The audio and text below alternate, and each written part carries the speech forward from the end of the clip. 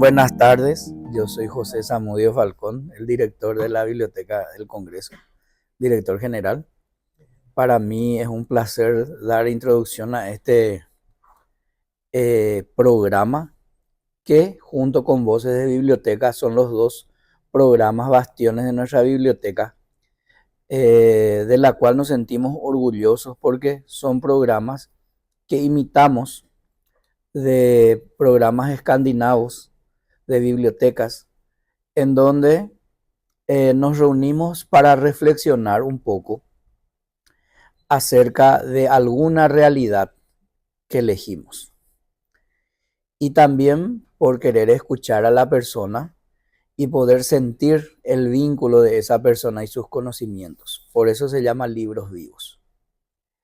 Este programa es un programa muy interesante porque también lo replicó la Biblioteca del Congreso de los Estados Unidos y otras bibliotecas para tener como cápsulas históricas a lo largo del tiempo, como una memoria de la humanidad. En Paraguay decidimos con Cristina Ashwell invitar a poetas, ensayistas, narradores, historiadores, arquitectos y personas sin ningún oficio para poder contar acerca de algún tema interesante. Nosotros, y me incluyo, aprovechamos la gentileza de María Eugenia Garay y la explotamos. ¿Por qué? Porque María Eugenia es una escritora muy prolífica y una persona que sabe mucho de lo que escribe, pero también por su sentido del humor y su sentido de don de gente. Gracias. Con María Eugenia tenemos una larga amistad de hace más de 20 años. No cuentes tanto, José. Y no solamente eso, sino ella ha escrito mucho y bien. Como decía Josefina Pla, he escrito mucho, quizás demasiado, decía. Pero para mí nunca es demasiado el escribir y mucho menos el leer. Invitamos siempre a María Eugenia y la vamos a seguir invitando porque se queda corta con lo que ella sabe. También le vamos a volver a invitar al embajador Ricardo Caballero y a otros para que vuelvan, porque todo lo que saben ellos es parte de nuestra propia historia, de nuestros propios intelectuales, que a lo mejor en otros lados no se los valora, aquí se los valora y a nivel internacional son un lujo, porque siempre nos están representando y nosotros sabemos la valía de ellos. ¿Por qué sabemos la valía? Porque lo leímos, lo escuchamos y lo sentimos. De manera personal, en la biblioteca estamos contentos, siempre comentan dentro de la biblioteca, va a venir la señora María Eugenia, le vamos a ver, vamos a escuchar sus historias. Y para nosotros es muy importante porque es un aporte que a lo mejor con el tiempo más gente van a poder admirar y mirar acerca de lo que María Eugenia hace, de lo que escribe y de lo que lee. Por eso les doy la más cálida bienvenida a todos. Quiero escucharla a ella. Me quedé hoy especialmente. Gracias. Porque siempre es un privilegio poder contar con los amigos. Pues decía mi jefa, no solamente hay que tener amigos, sino saber cultivarlos, decía. Entonces, para mí es un honor, justamente también que esté su hijo que trabaja, está en el exterior. Para mí es un placer poder tenerlos aquí en familia y sobre todo que nos cuente algunas verdades acerca de la guerra del Chaco. Muchas gracias. Gracias. Bueno, para mí un honor que esté el general Lelín, al que siempre seguimos. Él es Rodrigo, que siempre sigue en Facebook. Ya lo ha de conocer porque siempre apoya y le pondera sus cosas. Y este compañero mío de tantos años del banco que nos volvemos a encontrar, Víctor. Qué gusto. Otra vez en la lectura. Y voy a empezar la charla justamente con el abuelo de Cristina Ashwell. Tu bisabuelo, Víctor Silva, de Pilar, que era el líder colorado de Pilar. Y en la revolución de 1904, Eugenio era de infantería. Y el gobierno le dice, anda a defenderle. Y venía un barco ya, anda a sacar la castaña al fuego. y venía ya un barco armado por los, como le decimos nosotros, curepí, o los argentinos de Buenos Aires, porque los argentinos de las provincias estaban a favor de Paraguay. López Jordán se opuso a Urquiza y dijo, yo no voy a pelear contra los paraguayos. Y es uno de los que supuestamente estuvo implicado en el asesinato de Urquiza, cuando Urquiza se vuelca contra Paraguay. Y 2 veces se le desbanda el ejército a Urquiza. No vamos a pelear contra los hermanos paraguayos, vamos a pelear contra los brasileros, pero no contra los paraguayos. Entonces hay que conocer también la historia. Después otro, Juan Bautista Alberdi, un gran intelectual argentino, que también se oponía a esa política de Mitre. ¿Pero por qué esa política de Mitre? Porque Inglaterra había enviado a Edward Thornton, Sprague en la guerra del Chaco, que también metieron la cuchara a los yanquis.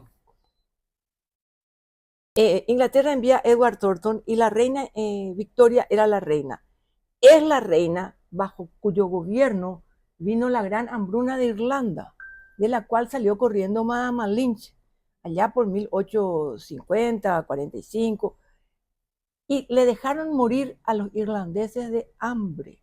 Los tenían sojuzgados, porque subió del mar una especie de virus que tomó todas las papas, y era el alimento primordial. Y se murieron de hambre. Y hay fotos. Bueno, y le dejaron morir de hambre. Entonces, esa misma reina Victoria y su staff quienes programaron liquidar todos los paraguayos, de ser posible en el vientre de su madre. ¿Para qué? Para sustituirnos por una población extranjera. Lo que hizo China con el Tíbet, ahora, hace poco. Y lo que hizo Rusia con con la parte de el Kaiser, la parte esa alemana. Sí, la Prusia Oriental. La Prusia. No hay más prusianos. No hay más prusianos. Ahora no hay quien le pare a Putin. No existe Prusia. Entonces sustituyeron todo con una población extranjera. Al venir una población extranjera, lo que esa gente quiere es comer, le importa un rábano, quién fue el bisabuelo, el tío, el primo. Ellos no tienen ninguna raíz con la tierra, solamente su deseo de, puede ser cultivar tierra o progresar, pero no, carecen de lo que se llama patriotismo, carecen del nacionalismo, carecen de eso de decir checo y maguare. Yo me acuerdo cuando mi abuela hacía chipas, yo me acuerdo, ellos no tienen nada. Y ese fue el proyecto. ¿Cómo le fracasó? Porque las mujeres tomaron la iniciativa. Parece que, según la leyenda, violaban a los hombres. Según la leyenda, le violaban a don Bernardino Caballero, que tuvo, no sé, 70 hijos. No, eso es mitología popular, pero es simpático, ¿verdad? Y así los paraguayos volvimos a ir resurgiendo. La abuela de Eugenio, por fuerza, fue residenta. ¿Por qué? Porque yo estuve investigando y encontré, por eso se llama lazo de sangre. Este es Hipólito Argaña, este es el abuelo de Eugenio. Esta es doña Nemesia García de la Peña de Argaña, que es la esposa. Y este señor, en el cruce de la Laguna Verá, que fue tan sangriento, general, parece que muere. Entonces yo invento en el libro, porque descubrí que ahí peleó también el teniente Fariña. Y yo invento que se encuentran en la Laguna Verá, antes de la lucha, entre la lucha, en la playa, invento. Y que él se saca el anillo de boda y le dice, vos puedes tener 7 vidas como los maracayá. Vos vas a sobrevivir. Y el otro le dice, ¿por qué yo voy a sobrevivir? Dice que el otro estaba en un lanchón que se construyó con el techo de la iglesia de Humaitá. Y ahí montó un cañoncito y con eso entraba y perseguía a los acorazados. Le hicieron mosca al pobre señor. Entonces él se refugia ya mal herido en el monte. Y de ahí la caballería paraguaya que estaba en el Andaí era. Porque estaba el reducto del Andaí y el otro reducto que era el de la Triple Alianza. Nosotros, acá estaban ellos y acá nosotros. Y acá la laguna. Timbó. Timbó estaba Bernardino Caballero y en Andaí habían montado cañones, todo lo que te pueda imaginar los aliados. Y acá la laguna y rodearon con fusileros que disparaban las 24 horas. sobre la pobre gente que cruzaba en canoa, porque de Humaitá cruzan a Isla Poí, y de ahí unos cuantos van hasta la Laguna Verá, pero de Isla Poí a la Laguna Verá había que alzar la canoa y llevar y poner otra en el agua, y ahí ir hasta Timbó, ahí bajar el pasajero y volver a buscar más, y eran 3.000 personas. Bueno, entonces yo, como yo no pude hablar con este señor, no tengo la tabla Ouija, supuestamente él habla con el teniente Fariña y le dice, vos vas a sobrevivir, porque vos sos como los gatos. Entonces le vas a entregar esto a mi esposa, y se saca el anillo de casado y le da. Y yo invento, porque realmente se salva Fariña y viene de Timbó, vienen a San Fernando. Y supuestamente, yo que voy a saber si era así o no era así, la esposa era enfermera ahí. Todas las mujeres ayudaban. Esta ayudaba allí. Y entonces cuando él reacciona, le dice, no, yo tengo tu anillo, le dice, yo te tengo que dar. Y le dice ella, ¿y qué pasó? Y le dice él, yo no sé quién sobrevivió, no sé quién no, porque eso fue una debacle, eso fue, yo caí malherido, me desmayé entre el camalotal, ahí ya en la orilla, viste que hay pastos altos así, y por lo visto me salvó la caballería paraguaya que salían luego a recoger, ¿verdad? Y le dice ella, pues espera, vamos a ver, a devolver él. Y yo no te puedo decir si a devolver o no, le dice, pero el anillo es tuyo. Y le devuelve el anillo. Y ella siempre, supuestamente, esperó que el marido volviera. Pero el marido, yo encontré después una ficha de Colnago, Valdovino. Y ahí dice que el último rastro que se tiene él es en Humaitá. Y en la Isla Poí caen prisioneros el coronel Martínez, Pedro Gil, y el capitán Pedro Gil. Eran héroes, ¿verdad? Y ya no tenían, no tenían que comer, no tenían ya municiones. Muchas veces se rindieron porque no tenían municiones, como el coronel Francisco Roa en la picada de Chirigüelo. Se sentó sobre el cañón y no tenía con qué disparar. Y ahí le prometen los brasileños que le van a respetar la vida. Lo mismo que a Del Valle, otro héroe que vino de París a alistarse, vino por el Pacífico. Y los liquidan, porque la orden era exterminar paraguayos. De milagro se salvaron algunos, era como el coronel Florentino Oviedo, se salvaron, sí. Y mentira de que Bernardino Caballero le entregó a López, porque yo ya vi varios WhatsApp, mentira. Él no estaba porque López lo mandó a buscar ganado, si se morían de hambre. Pero sabiendo que el fin estaba cerca, para que alguien continuara con el país. Y viene unos días después llegando y ya encontró, porque quemaron Cerro León, así como quemaron a Costañú. Y hay algunos historiadores paraguayos que se adecuan para que se les invite al Brasil o a Buenos Aires a decir la versión oficial, porque Mitre muere en 1906 y tenía el diario a su disposición y la plata, porque ahí está el origen de la guerra. Entonces él reescribió la historia a su gusto. Y los brasileños hasta el día de hoy a su submarino, eso le ponen Riachuelo, todas las peores, Humaitá, una burla. Y nosotros seguramente, si yo estaba como presidente, ya nos íbamos a otra guerra. Así que suerte que no me votaron y que no me candidaté. Porque yo me iba a oponer, yo le iba a decir una falta de respeto de todos los héroes que cayeron, si entraron a mansalva. Y bueno, pero hasta el día de hoy, Vizconde de Guaraní, Marqués de, todo nombre guaraní. Escribieron los vencedores una mitología sobre esa guerra, sin contar la verdad. ¿Cuál es la verdad? Inglaterra, a través de los Rothschild, manda dinero. Y están en la quiebra, tanto Brasil como Argentina están en la quiebra. Y entonces aceptan, se llenan los bolsillos de Mitre, se llenan los bolsillos de Venancio Flores, los de Pedro II, que era un esclavista, y se vienen a matar paraguayos. ¿Qué le pasa a Inglaterra? Estaba la guerra de secesión en Estados Unidos y se estaban quedando sin el algodón que era del sur. Y le echaron el ojo al algodón paraguayo, pero era mejor el algodón al precio que ellos tenían ganas de poner y llevar todo lo que le daba y no negociar con el Paraguay. Eso, entre otras cosas, eso es lo que yo descubrí, ¿verdad? Intereses económicos terribles. Sí. Entonces, uno no puede hablar de la guerra del Chaco si uno primero no habla de la guerra del 70. Mi abuelo va y lucha en 1904 desde un barco contra el barco que venía artillado. Y por supuesto perdió. Y recibió, creo que eran 17 esquirlas de bala. Dios. Y entonces uno de sus subalternos, pobrecito, cuando ve que él estaba moribundo, seguramente habrá caído en la cubierta del barco, no sé. Lo agarra así, como se agarra cuando vas a nadar, y lo lleva y lo remolca. Y los revolucionarios que vencieron estaban en el Cabildo de Pilar.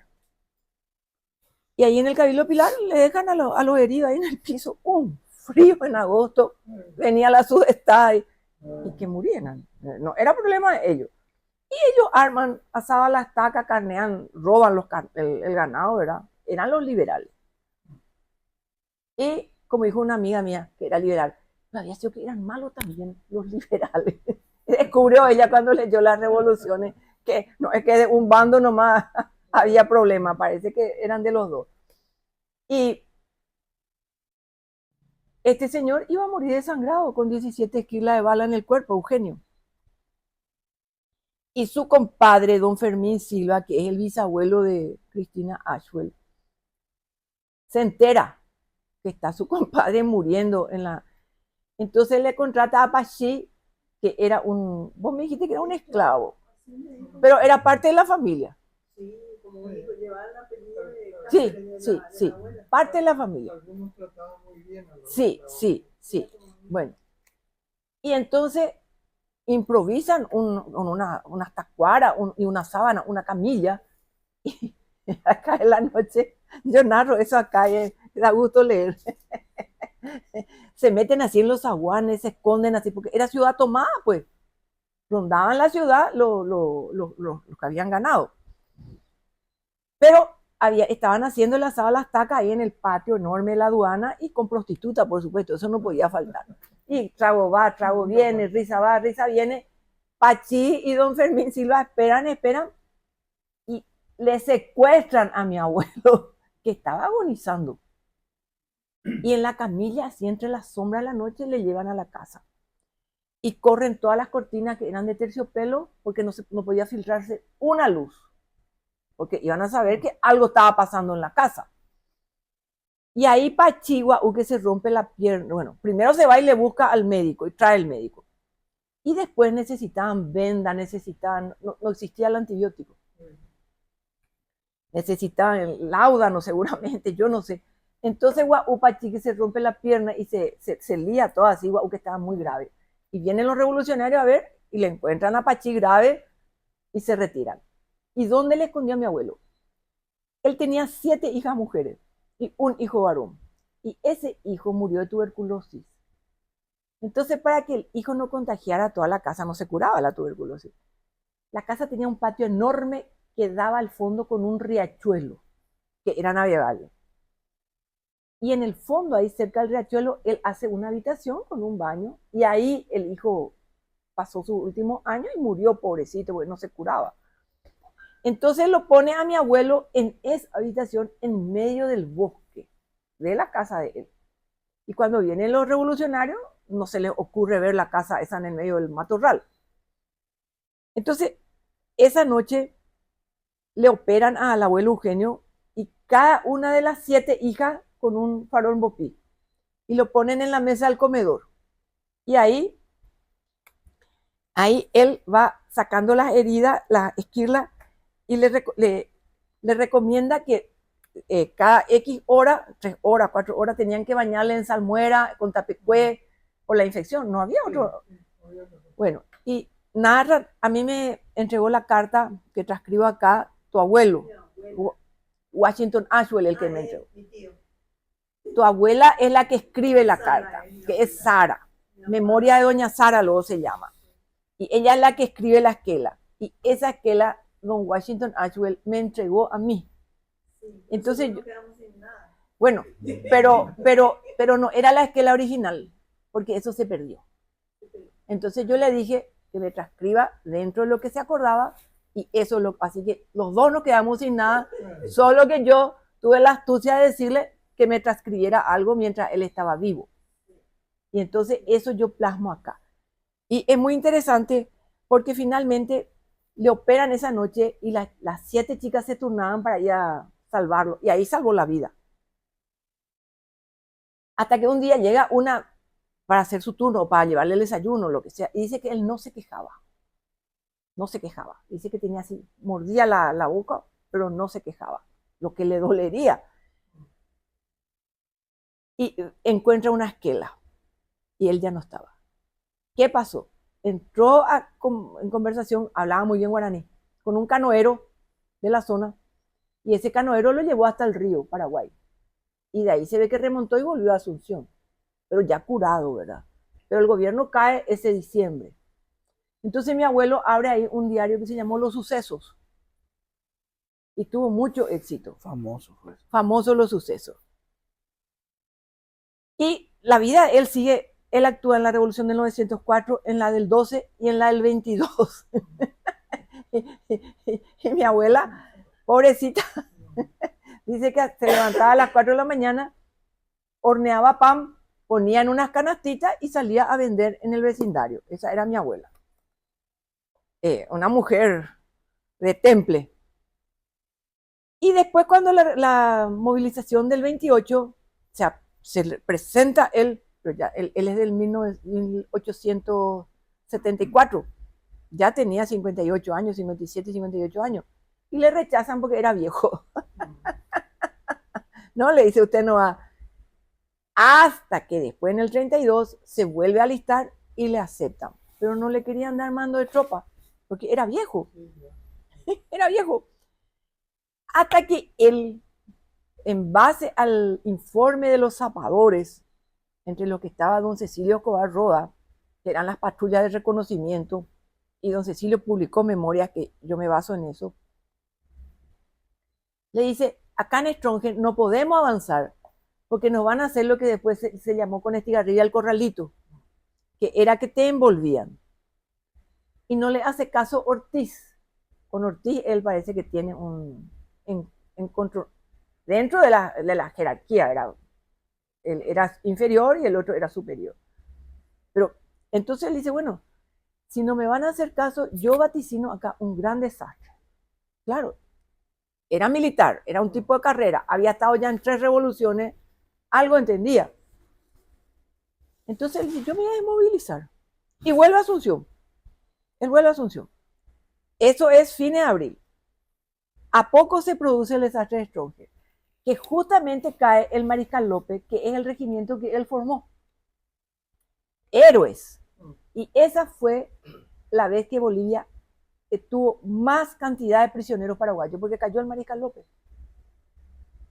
Entonces él estaba en el Unión Club, no sé, jugando baraja o billar, o yo no sé qué se hacía en el Unión Club, porque cuando yo ya conocí el Unión Club ya, que ahora no tiene casi movimiento, pero en esa época era el club favorito. Ahí se le coronó a Anselmita Hein.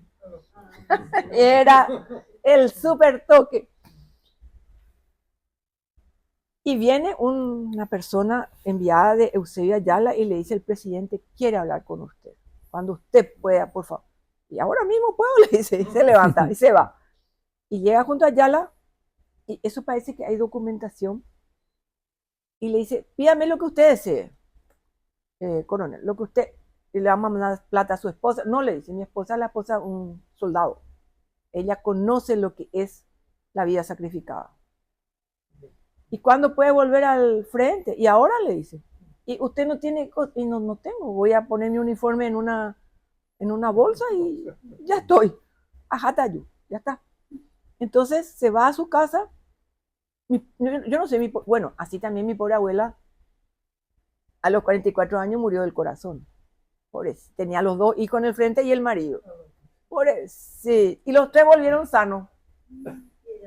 Y ella murió, pobrecita, durante la guerra.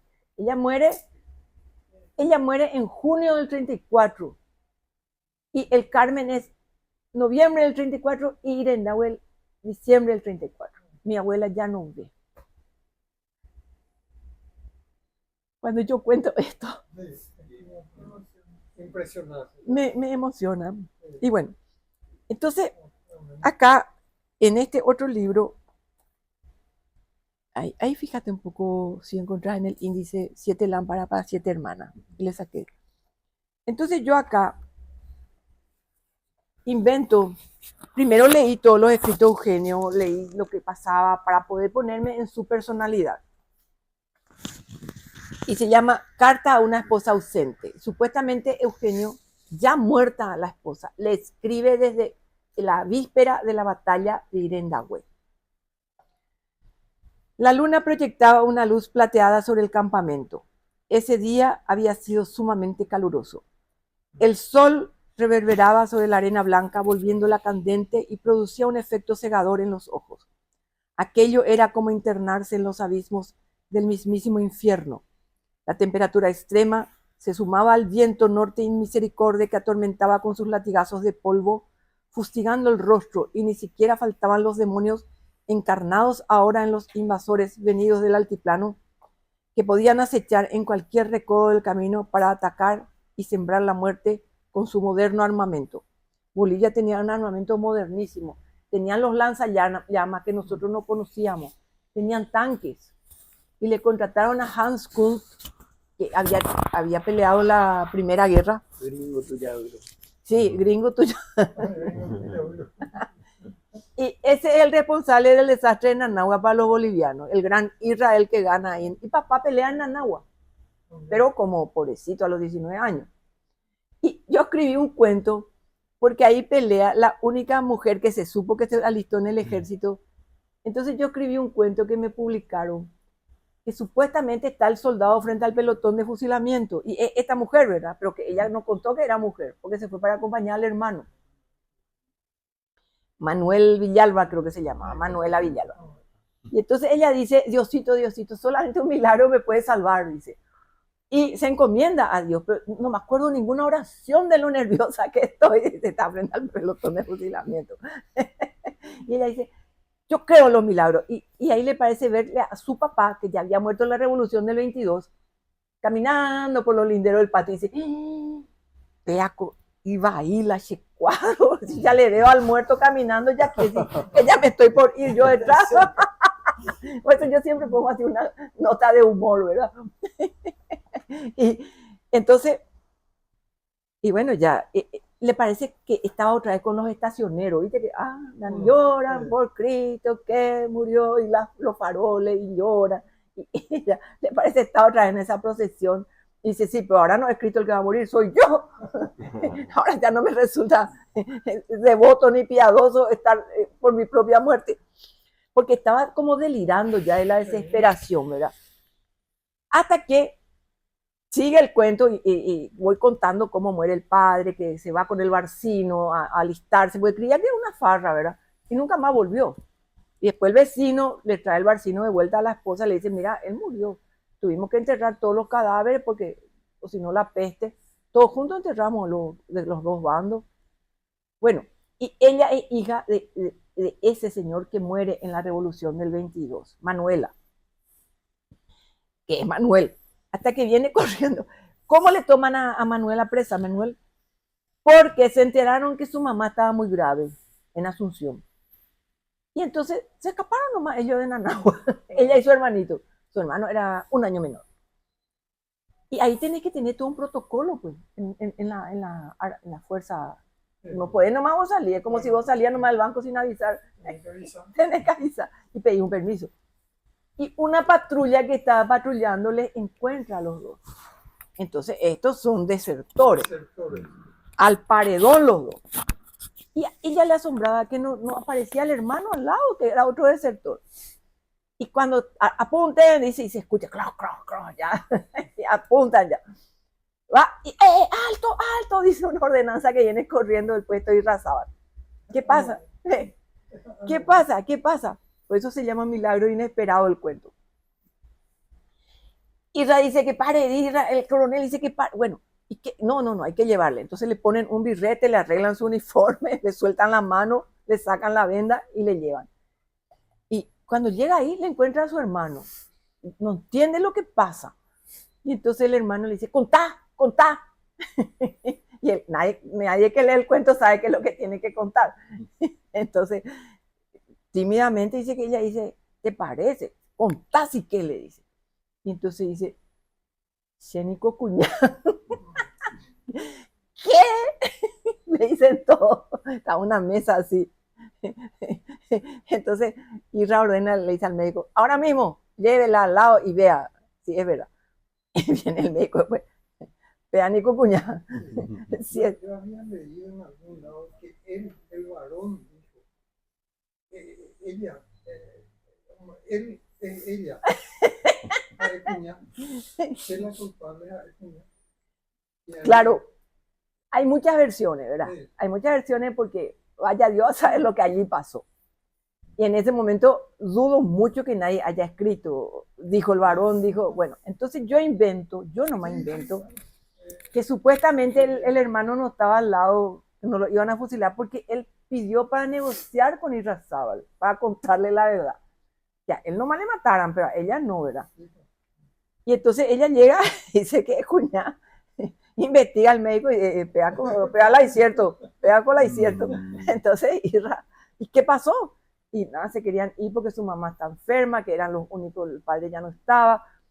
Entonces Irrazábal, en un gesto de grandeza, le perdona la vida al muchacho, al varón, y le manda a ella a Asunción de enfermera, y para que vaya junto a su madre con un permiso. Y ahí termina mi cuento y dice, cuando Irrazábal dice, mujer, porque el cuento tiene que tener así un final abrupto, de sorpresa. Y después yo vi, porque ese cuento sometieron a un jurado, que tanto le entusiasmó uno de los jurados que agarró y publicó en última hora la historia, ¿verdad? La historia, no el cuento. Pero se enteró, obviamente, porque él fue jurado de este concurso. Y bueno, y esta es la carta, la que volvamos a la guerra del Chaco. En el salvoconducto siempre se especifica el motivo. ¿Por qué? Y ahí aparece cambio de sexo. ¿En serio, general? ¿En serio? Entonces ya estaban con la teoría del género en esa época. Pero, ¿sabes qué? Cuando me pidieron el cuento, tenía poco tiempo y se me acordé de la historia, ¿verdad? Porque papá peleó en Nanagua, pues. Y esto fue en Nanagua. Y entonces dije, esto yo tengo... Y papá contaba. Papá, claro, sí, él tenía 19 años y peleó ahí. Y entonces, yo esto tengo que contar, dije. Y ahí inventé, porque donde yo me iba a basar, que había un salvoconducto, que esto... ahí ya... Y eso es lo que yo hago, ¿verdad? Eso le dije a José Federico. Yo investigo todos los libros, sobre todo de las personas que estuvieron en el lugar, ya sea del 70 o de la Guerra del Chaco. Y después ya hilvano con mi imaginación, porque ¿cómo voy a saber lo que ahí pasó? ¿Cómo voy a saber lo que pasó en la Laguna Vera? ¿Cómo voy a saber? Yo invento que le dio el anillo, que él vivió, que no vivió, porque Fariña vivió y siguió peleando. Y así. Y me enteré que con el techo de la iglesia es que se hizo la chatita. Y que esa chata lleva, no, los paraguayos, y ponen sobre la laguna. Y bueno. ¿Quieres venir acá por No me voy a poder sentar ahí, es muy bajo. No te vayas a preocupar. Bueno, entonces acá dice la carta. Podemos traerlo. Estoy bien acá. Partirían a la madrugada siguiente, el día 5 de ese candente diciembre de 1934, apenas clareara. Van a empezar la marcha. Señor, le habrá dado un infarto, un derrame. Sí, ese calor.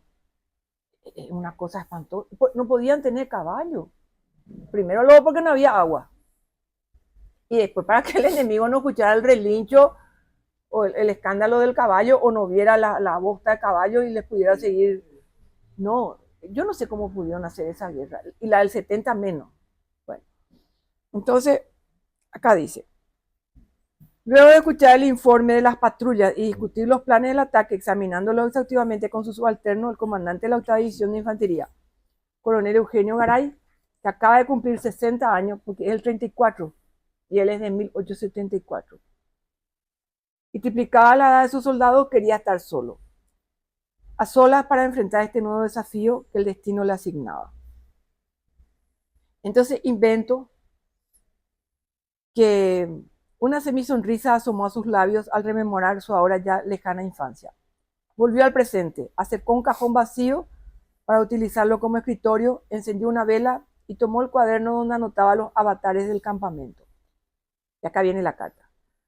Mi amada esposa, en la quietud de la siesta de este 4 de diciembre del 34, sobre la rústica mesa de madera, me hallaba estudiando unos mapas geográficos de la región para planificar cuidadosamente el arriesgado plan que apenas finalizada la batalla del Carmen, que fue el 16 de noviembre y que fue un triunfo impresionante de los paraguayos, y donde él se pelea con, ¿cómo se llamaba? No, con Ortiz ya había, el otro, González, el que se pelea con él ahí por los camiones. Bueno, él iba por el Alacá y este otro iba por el Alacá, no recuerdo el apellido. Escribió un libro y tengo el libro. Y se encuentran, finalmente le envuelven a los bolivianos y ganan. Y entonces al ganar, todos los pertrechos, todas esas cosas, y parece que tomaron, no sé si 25 camiones. Entonces él quería para la de 8 y el otro quería para su... Fernández. Carlos J. Fernández. Otro héroe, ¿verdad? Pero allí habían varias internas entre ellos, lógico, es normal. Y entonces tira arriba cuando se entera dice, los 25 camiones para Comanchaco. Entonces Eugenio esconde un camión y devuelve los otros. Y esto me contó, el papá de Eugenio Vargas Peña era uno de los que manejaba camioncitos, aguatero. Y alguna historia yo así voy hilvanando a través de gente que conoció. Y entonces Eugenio escondió un camión y devolvió 24. Ya listo. Y este señor, por lo visto, le toma tanta rabia a Eugenio que cuando escribe su memoria, solamente le entrevista a Seferino Vega. ¿Bray? No. Fernando, Carlos J. Antonio, Fernández. Carlos J. Claro que la pena es que Eugenio ya estaba muerto en el 37. Porque la guerra termina en el 35. Y yo leí, no sé si es verdad. Eugenio queda la inmortalidad en los billetes. Pobrecito. Que ni siquiera pensión parece que no le pagaban porque el país estaba en bancarrota. Yo no sé si eso es cierto, pero eso yo no leí en mi familia, leí en alguna de las memorias que busqué. Entonces, Tía Blanca tenía 6 años. Claro, si la esposa era 15 años menor que él. Y entonces se emplea en una taninera en Puerto Pinasco, donde estaba trabajando el mayor Leandro Aponte, que escribe también sus memorias. Y ese día Leandro Aponte se van al puerto, eso era sobre el río Paraguay, para volver a Asunción por lo que fuera. Él trabajaba ahí y seguramente a través de él consigue el empleo abuelito. Y entonces se encuentra con Garay ahí sentado también en un banco esperando el barco. Dice, de Garay, pero más, y vuelvo a Asunción. Franco le contrata para que escriba la historia de la guerra del Chaco. Pero Franco gana, acá está el historiador, ese febrero que gana. No, el anterior. El febrero anterior. En el 36. 36. Y ahí entre teje-maneje, Franco se va estableciendo seguramente y después se entera que Garay está trabajando en una taninera. Entonces, un año después, le llama al abuelo. Y este encuentro es enero o febrero, cuenta Aponte en su libro. Y entonces vuelven. Pero el abuelo muere el 17 de abril. Y lo nombró, creo que era director de archivos, de algo, le da un cargo para tener también un sueldo y un trabajo de oficina, una persona que no podía estar echando árboles en el Chaco a esa altura, porque él va como peón de estancia. Y uno de los gringos, dueño de la compañía, ve un tipo rubio, así como Rodrigo de ojos claros, y dice, más biopea, ¿qué está haciendo este tipo? Y le habla seguramente en un inglés medio castellanizado, y el otro, porque en el Colegio Nacional se enseñaba inglés y se enseñaba francés, y salían con bastante facilidad para los idiomas, y después como él estuvo en Europa mucho tiempo, seguramente calzó, no es tampoco tan difícil, 2 o 3 palabras en cada idioma. Mi abuelo le contesta en inglés. Le dice, ¿qué hace usted acá? estoy trabajando, le dice él. No, le dice, como una persona, y empieza el diálogo, ¿verdad?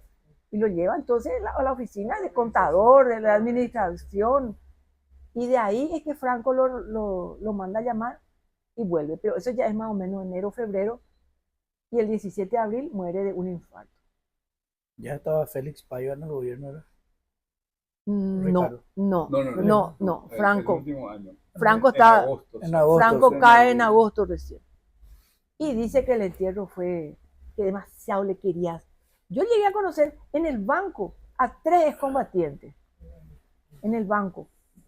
Y como yo me llamo Eugenia Igaray por él, entonces en el acto asociaron, ¿verdad? Y me contaba, y me hice amiga de ellos. Y uno de ellos era, ¿verdad que me va a venir el apellido? Vivía con una bala en la cabeza. ¿Cómo se llamaba?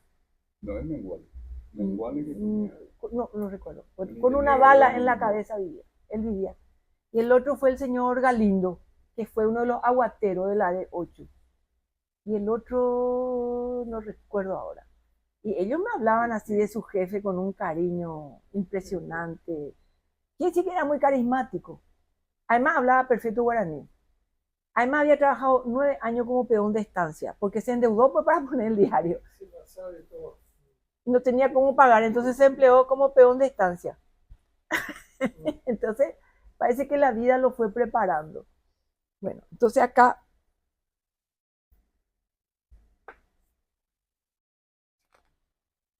le dice él a la esposa: en la quietud de la siesta de este 4 de diciembre del 34, sobre la rústica mesa de madera, ¿vieron ustedes lo que eran los puestos en el Chaco? Era Sí. adobe y paja. El Comanchaco, como Sí, era adobe y las mesas rústicas. Y en cambio los bolivianos dicen que tenían champán, vino, no sé qué, no sé cuánto.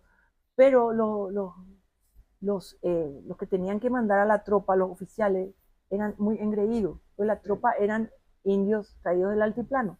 Pobre gente. No, acá. Yo no conozco acá el desprecio, excepto en el banco cuando al señor le decían caja negra, pero era morocho, güey, y era cajero. Entonces le digo, vos sos la caja negra del banco, era lo más importante, güey. Pero todo es chanza, todo es broma. Yo no conozco, yo por lo menos no conozco. Y encima hay cada morocho churro que no te cuento. No, acá en el Paraguay no hay eso, no. Pero ellos sí tenían. Y eso conspiró contra ellos para que pierdan la guerra. Y esto fue a favor nuestro porque eran súper camaradas los oficiales con sus subalternos. Se sentaban a tomar el mate, al tereré. Allí no. Una generalidad. Fíjese que en Congreso, la mayoría de los, o sea, gran parte de los prisioneros paraguayos eran oficiales. En cambio, en la demandada, esa después de Irentahue, sí, y cae la desesperación. Prácticamente no hubo oficiales prisioneros. ¿Y qué es lo que te indica eso? Que el oficial paraguayo convivía con su pueblo. En cambio, eso rajaron todo. Sí, ellos tomaban los aviones, los vehículos que había y se corrieron hacia 27 se corrieron. Sí. Los soldados pretendían hacer lo mismo, pero a quién. Pobrecito. Y dice, años después sobrevoló esa zona, leí yo, pero no recuerdo quién. Y dice que veían como la carreta, la rueda de la carreta, pues así, tiene acá un redondito y tiene ejes. Bueno, y dice que desde el aire veían como ejes blancos de rueda de carreta en esa zona. Entonces bajaron el avioncito. ¿Saben lo que eran?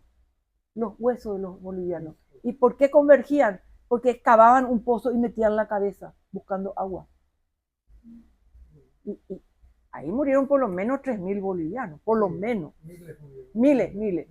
Y cuando Eugenio llega a Irentahue, le avisan al coronel Toro, ya que a la pila. Y él no cree, dice, por ahí, por el desierto. Eso es delirium tremens de alguno de los... ¿Qué va a venir por ese lado? Nadie. Y estaba viniendo la serpiente verde, se llama uno de mis cuentos. Y tenían que romper con la mano nomás los arbustos para no hacer barullo. Y por suerte el 6, ellos salen el 5 de madrugada, no le manda el agua a Franco, no vienen tampoco sus aguateros, y ya desfallecían todos. Una caramañola no te va, o 2 caramañolas, ¿qué te va a aguantar? Yo me tomo el bidón de aguacel sola, el calor. Y había sido que ellos estaban entre la 7ª de infantería, división de infantería, y la 2ª división de caballería boliviana. Y ellos estaban zigzagueando entre el medio sin saber, porque Comanchaco parece que no estaba enterado de ese movimiento. Y imagínense, si ellos no paraban el día 6, eso cuenta Franco en su memoria, se iban a encontrar con estas divisiones y iban a hacer polvo en el polvo si ellos eran máximo, si eran 400 por regimiento, estaba el Pichantuta, el Mariscal López y el 40. 400, 4 por 3, 1200 hombres. ¿Y contra cuántos se iban allá a estrellar? Iban a esa caballería. Seguro que había tanques, lanzallamas, todo eso. Eso descubren, creo que en Anagua, que tenían lanzallamas los bolivianos. Pero los bolivianos parece que en Anagua. Y en Campo Vía, acá en Campo Vía, acá en los tanques. ¿Y sabes quién es uno de los que tomó un tanque? El tío de Pilo Lloré. Niño Lloré. Y había una foto que circulaba por Facebook. Y Pilo me contó, este es el tío Niño, me dijo. Así, uno conoce a toda la gente y conoce a los abuelos, a los primos, y nos sentimos tan, yo por lo menos me siento tan orgullosa de toda esta gente que le respeto muchísimo a todos estos héroes del ejército. Y acá con el general, siempre yo intercambio y le pondero sus artículos, porque él es una autoridad en la materia, era yo amateur nomás y narro desde el punto de vista, llamémosle, de la versión de la mujer, de la que tuvo que hornear, de la que tuvo que coser uniforme, de la que tuvo que seguir al ejército. No tenían otra alternativa, porque si se quedaban en la guerra del 70 las violaban, las mataban, no había ningún problema. Entonces era más seguro seguir al ejército. Y López varias veces dio la orden para que la población civil volviera a sus casas. López varias veces dio la orden de que volvieran a su casa. Yo tengo ese libro, El lustro terrible, de Anastasio Rolón Medina, y ahí pone por fecha, cada día, la víspera de Acostañú, López pide a las mujeres y a los niños que vuelvan a sus casas, porque el ejército no les puede defender. Y ahí divide en 2 el ejército. La vanguardia que va con él, que se iban a Curuguatú, creo.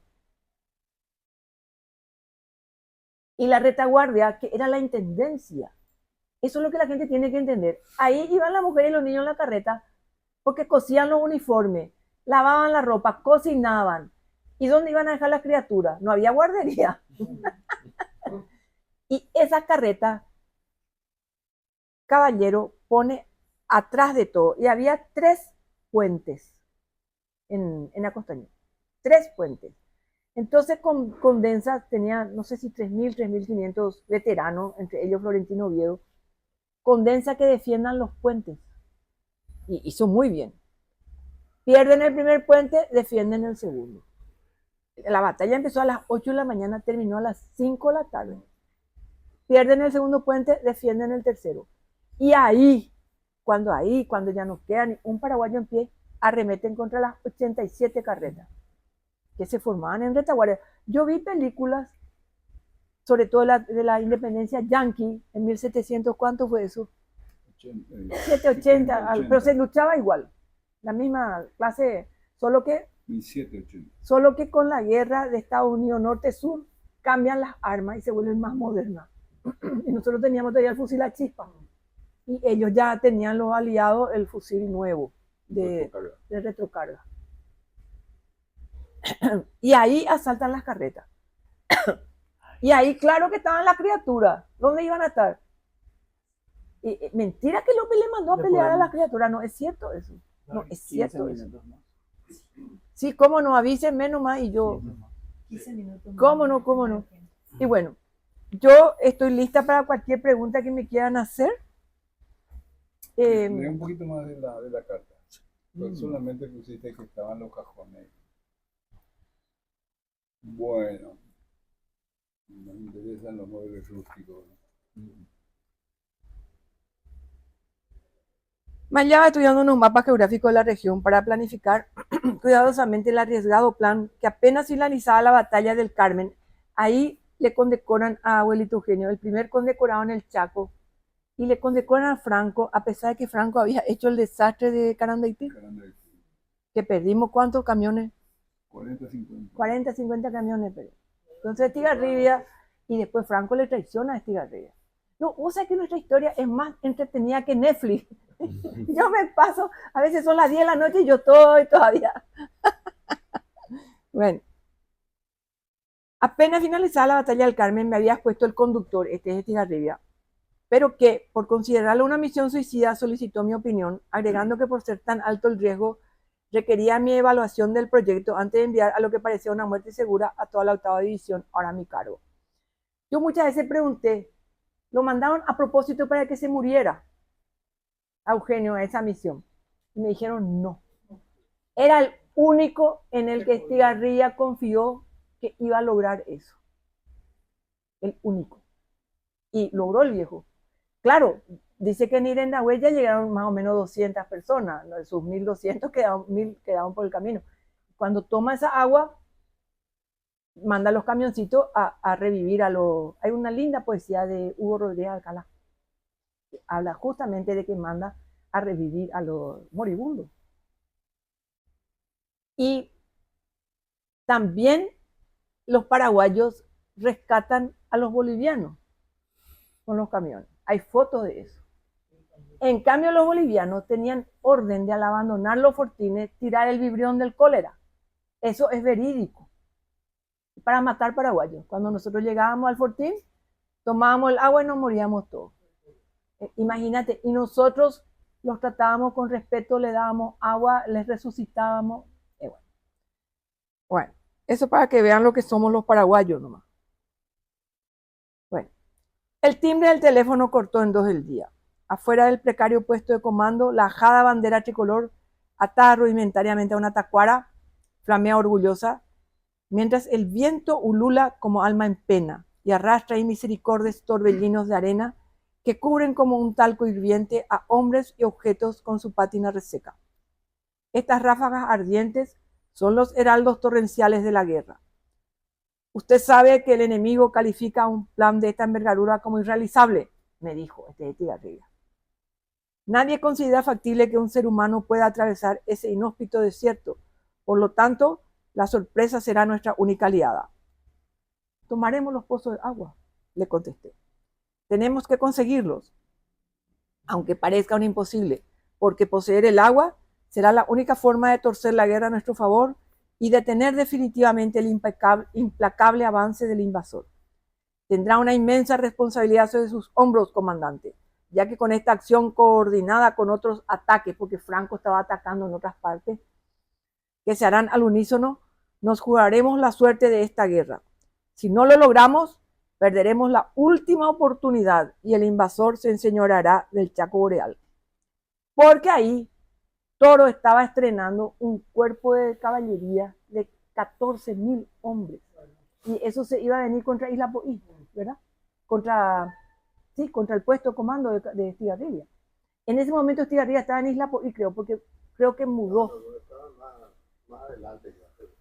Porque se mudó el puesto de comando. Ya, bueno, pero se le iba a venir 14.000 tipos bien armados. Y bueno, y yo invento que él le cuenta a su esposa, que ya está muerta, el diálogo con Franco. Y la conversación había sido breve y él acepta, ¿verdad? Mi general, tenga usted la certeza de que la 8ª división, siempre bajo la protección de Dios, tomará los pozos de Irendahue. Le dice él, ¿verdad? Bueno, y le comenta a la esposa varias cosas, le comenta que estaba en el Unión Club cuando él salió se enojó por los Stronghead, y que ahí él le dice a la esposa, aquella mañana de finales de mayo del 34, yo estaba en el Unión Club conversando con un grupo de amigos. ¿Lo recuerdas? Le dice. ¿Cómo lo va a recordar si ella ya está muerta? El presidente de la República, Eusebio Ayala, allá en el Palacio de López, me envió a buscar y de inmediato fui a presentarme ante él.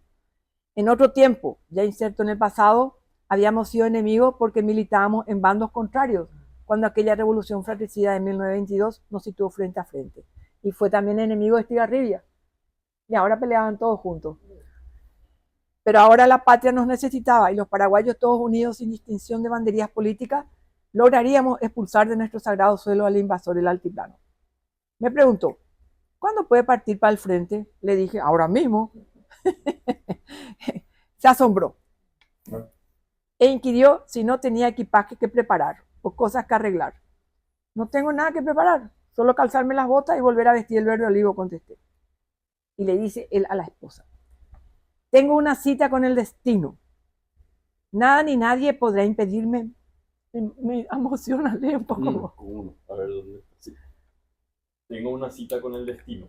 Nada ni nadie podría impedirme materializar esta quimera. La fatalidad fue mucho tiempo mi compañera. Ella se llevó a mi madre cuando yo apenas tenía 4 años y ella te arrebató de mis brazos.